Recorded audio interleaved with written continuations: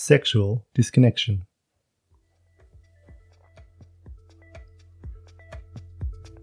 Hi, I'm Bec from Be Free Emotional Fitness Training, and I support women and girls to become emotionally stronger.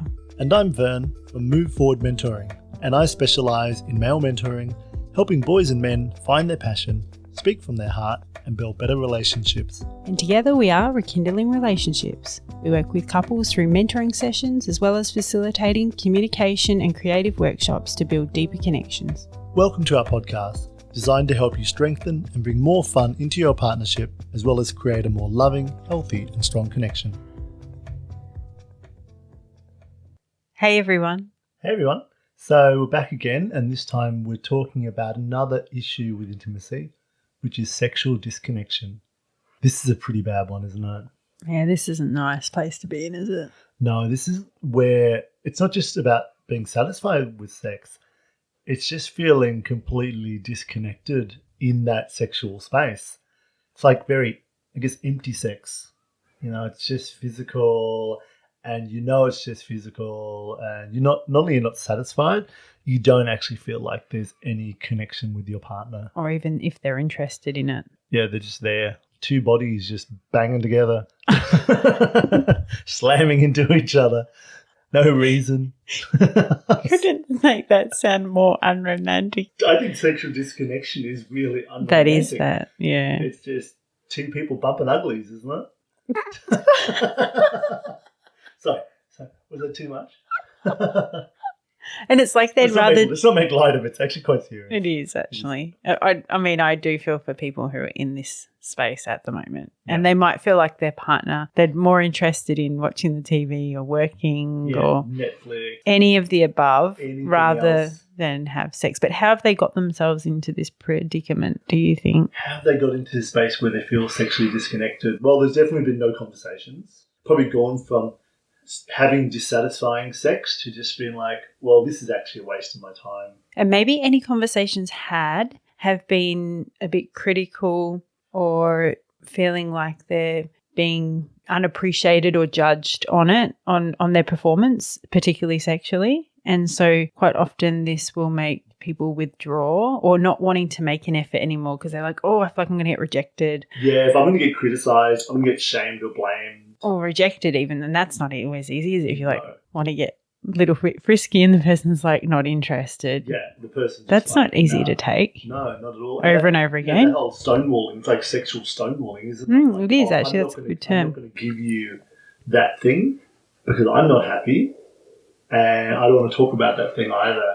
It's like that next stage where you're just going, oh, whatever. I'll just stay away from you as much as possible. So what happens, I think, if we're talking about people that have got into this space where they have tried to have a conversation. Conversation obviously hasn't gone real well. They've felt criticised or unappreciated or judged and then to go into this conversation again, people are instantly going to put their wall up. So how do they go into this conversation with their walls down, trying to improve it now at this point? Yeah, especially if you've got to that point in the relationship where maybe you haven't had sex for a while and you are very disconnected. How do you move back into that intimate space? Because it's not going to happen straight away. It's not going to happen overnight.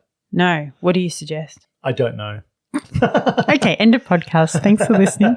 Well, because it's so different for each person, isn't it? For each couple, what they might need in that space. Some people might actually need to go and see a counsellor.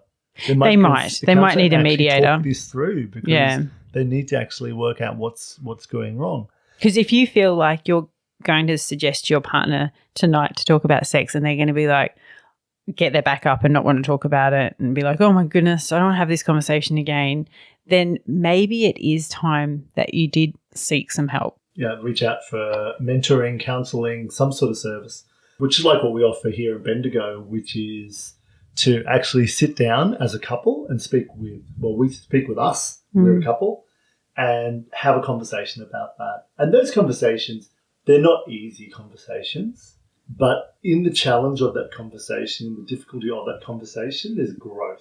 If you decide that, okay, we can't go and see a counsellor, this is all too intimate, this is all too much, then what can you do? How can you create more connection in your relationship?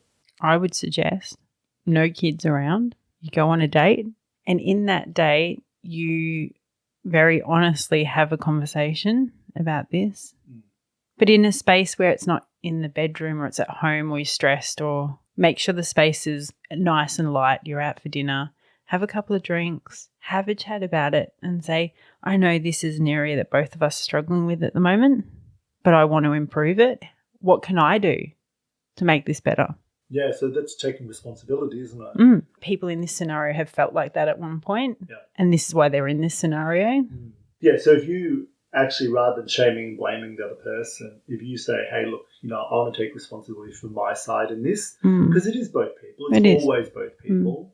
And when you make it just the other person, that tends to be a projection of what's going on for you onto the other person. In that taking responsibility, then there's opportunity for healing and growth, isn't there? Because there's some sort of healing that needs to take place to reconnect. And I think if you go in with that approach of what can I do to make it more fun, to improve it, to help us feel more connected, then that person instantly will warm to this conversation and not feel judged or criticised. And then they will want to also ask the same thing. What can they do? You've got to make sure that they take responsibility as well. It can't just be, I've got to do all the work and you don't have to do anything. Here, I'll tell you what I'll do for you.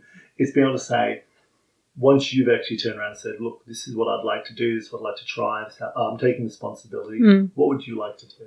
To actually reach out and ask that. It cannot be a one-sided conversation, because I think, speaking as a man, and I find that people who identify as men can be very good at avoiding these topics, because these topics are emotional and they're quite heavy and they're not easy. And in that, we might feel bad, we might feel wrong. So if you are a man and you do feel disconnected from your partner, you have to take the responsibility to go into this conversation and say, okay, what can I do? How can we work on this together? And to maybe even say, hey, I find this conversation really challenging. I would much rather avoid it. I'd much rather go and sit out in the shed and work on something. I know I've been there. I would much rather go and do anything, mow the lawn, clean up the dog poo, anything rather than have this conversation. But in saying that, your partner knows that this is how you feel, and because it is a really easy thing to do to avoid. But when you avoid something, it doesn't go away. It just sits there and it festers and it'll get worse. Yeah. So, and you could be at the point where it's just like, oh my goodness, we're tearing our hair out. I feel so disconnected from this person. Yeah, so rejected. Rather do anything than be intimate with you. And that's not a nice space to be living in for a long period of time. So the quicker you're kind of onto it, the better. Otherwise, you're just living with a housemate, really. That's not fun. You can do better than this. Yeah. And why live with just a housemate, and we just pass each other. And it's like both people know that there's this very big sexual elephant in the room. Probably a very bad image. Well, that's just turned everyone off. I think elephants are quite cute. Sorry, moving on. So weird. That was weird. But there is... Not going to yuck your yum, though. There is this elephant in the room that says, oh, we are disconnected. We both know it, and neither of us are going to do something about it. We're just going to keep on going along our merry way and really hoping that things just change just because they do, out of the blue or something. For some reason that doesn't work. Never work. Have the conversation. Have the conversation and start small. It could be that the disconnection is happening because of other things. Disconnection could be happening because you are spending way too much time at work. Because you're spending so much time working, that you've forgotten that part of your life. It's become an imbalance, and that's become your high priority. Yeah, and it's about prioritizing, isn't it? If you sit down now and work out, and even pause this podcast and work out how many hours do I spend at work. That might be going to work as well, commuting, being at work. That might be work that you do at home.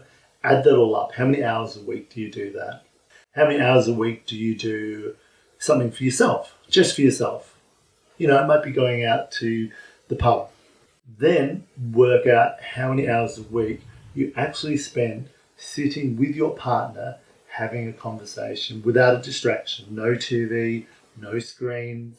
No kids. No kids, just time the two of you together. You get a pretty quick idea of how much time you're prioritizing. Same as if you're running your own business, you have to work on your business. Same as your car, you might love cars and you might spend hours working on your car so that car runs well and there's no problem and looks good. But if you're not spending that same amount of time or enough time with your partner, maintaining the relationship, servicing the relationship, working on the relationship, then it's going to suffer. And look, if you are a little bit apprehensive about having this conversation because you feel it might not go down real well, maybe listen to our podcast on holding space. Yep, H is for holding space. That might help. That sort of gives you some tips on how best to have these conversations and how to work it out without it being a blame and shame. And how to not get too triggered, defensive about these conversations. Yeah, because when you get triggered, defensive, and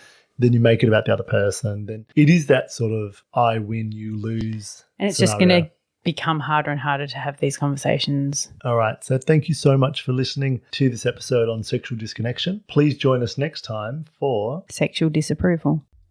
Thanks for listening. Please subscribe and follow us. And check out our website at rekindlingrelationships.com. Bye for now. See ya.